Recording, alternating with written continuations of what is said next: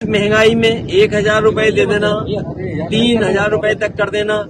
जब आप $1 trillion economy की बात करते हैं, $5 ट्रिलियन की इकोनॉमी की बात करते हैं, और जब एक ही पार्टी दिल्ली में हो और प्रदेश में हो, तो महिलाओं को कम से कम 6,000 रुपए महीने मिलना चाहिए, तभी वो अपना घर गुजारा कर पाएंगी।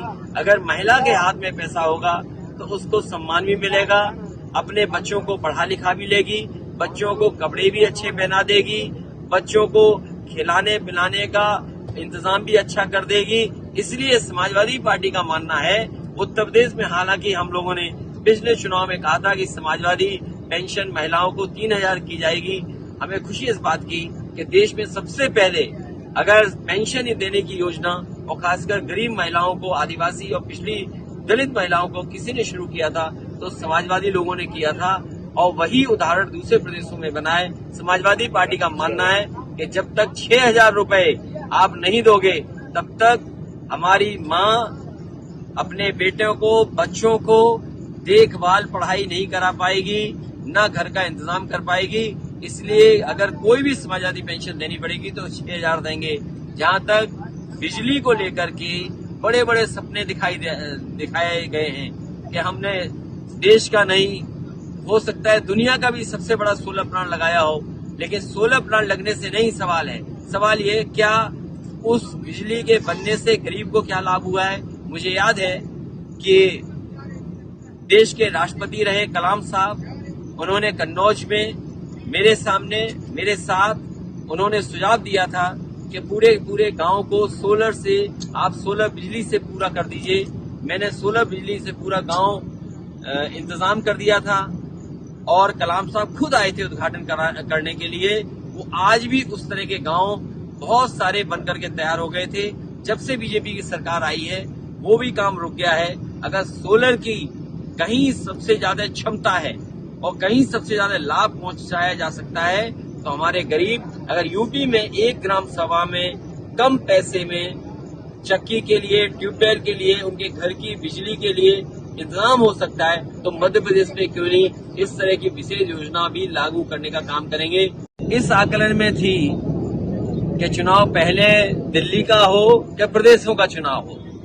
हमारे पत्रकार साथी भी उस उलझन में थे, लेकिन अब ये महसूस हो रहा है कि मध्य प्रदेश का चुनाव पहले होने जा रहा है, फिर दिल्ली का चुनाव होगा। इसलिए मैं यहाँ की जनता से अपील करूंगा कि केवल हिसाब किताब प्रदेश की सरकार का न लें। प्रदेश की सरकार तो कई वर्षों से यहाँ चल रही है, और दिल्ली की सरकार इतने वर्षों किसी एक पार्टी को अगर मौका मिल जाए तो वो प्रदेश न जाने किस ऊंचाई पर दिखाई देगा।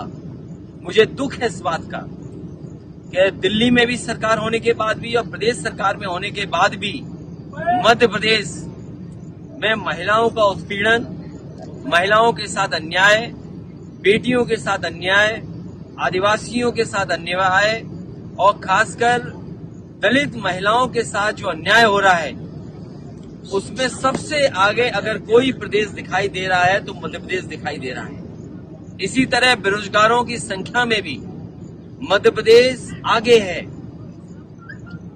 जो किसानों को सुविधा देने की बात बीजेपी ने कही, पूरे देश में कहा कि किसानों की आय दोगुनी कर देंगे, लेकिन आज भी जब चुनाव होने जा रहा है, इतने वर्षों के बाद भी किसानों की आय दोगुनी नहीं हुई।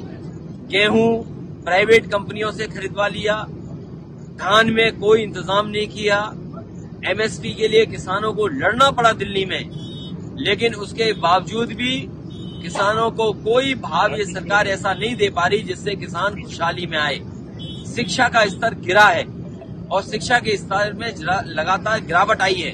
सरकारी स्कूल और सरकारी विद्यालय बंद हो रहे हैं। इसका मतलब ये है कि प्राइवेट की तरफ बीजेपी जनता को लेकर के जा रही है। प्राइवेट जब भी चीजें बढ़ेंगी, गरीब जनता से दूर हो जाएगी शिक्षा। स्वास्थ्य के आकलन में भी मध्य प्रदेश ने कोई चमत्कार का काम नहीं किया है, बहुत पीछे है। स्वास्थ्य के क्षेत्र में कहने को तो ये कह सकते हैं कि उन्होंने मेडिकल कॉलेज बनाए हैं, लेकिन जो सुविधाएं गरीबों को होनी चाहिए, जो सुविधाएं तुरंत मिलनी चाहिए, वो सुविधाएं ये सरकार नहीं दे पा रही है। स्वास्थ्य में भी, इलाज में भी आज गरीब जनता को और जो दूर दराज रह रहे हैं उनको कोई इलाज सही ये सरकार नहीं दे पा रही। कहने को ये आयुष्मान